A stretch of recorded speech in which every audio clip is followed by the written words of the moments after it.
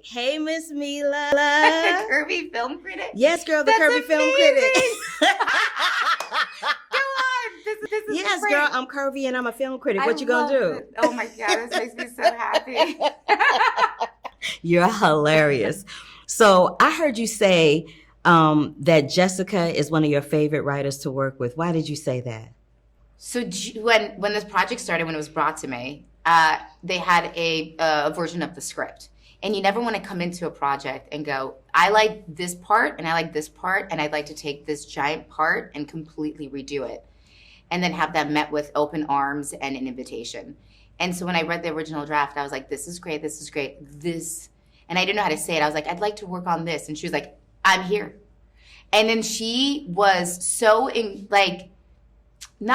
is her character. It is part her. And it's always a little bit nerve-wracking to ask the writer for notes on a character that's not only written by them, but is them to a certain extent. And she could not have been more incredible at being able to separate herself from the character that she not only has developed, written, but so madly fell in love with, and allowed me to put myself into it with open arms. And that never happens.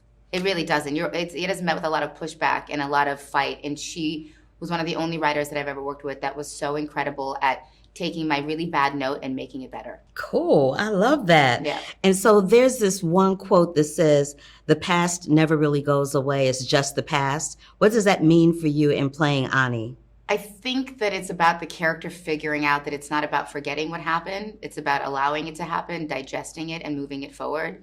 It's a little bit going to the theory that you can take ownership of your actions. You don't have to blame yourself for them. You don't have to find blame. They just happen. They are what they are. See if you can grow and learn from them and then move on. It's like Adler's theory of psychology a little bit. And so I think the past is just the past. It happened in the past. It is there. We don't need to relive it. We don't need to keep talking about it. Of course, our character does, because she never dealt with it. Yes. So in my community, we have this thing called code switching. And Ani does a lot of that. My community also. Okay, I feel you. And Ani does a lot of that in the film. Does Mila have to code switch sometimes too? No, I do. I would lie if I told you I didn't. I think that it's not even code switching when it comes to like different social circles. It is just I'm a very different person when I'm with my parents than I'm sitting in front of you. I'm a very different person when I'm with my husband than I am when I'm with my children. Mm-hmm. And I think we all are. I don't know if my code switching is as extreme as maybe others, but I've also found myself not being very good at it.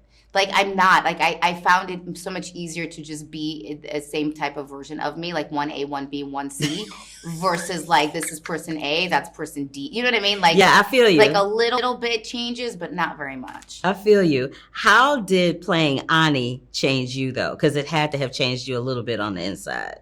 Oftentimes, it's not because you don't want to judge your character.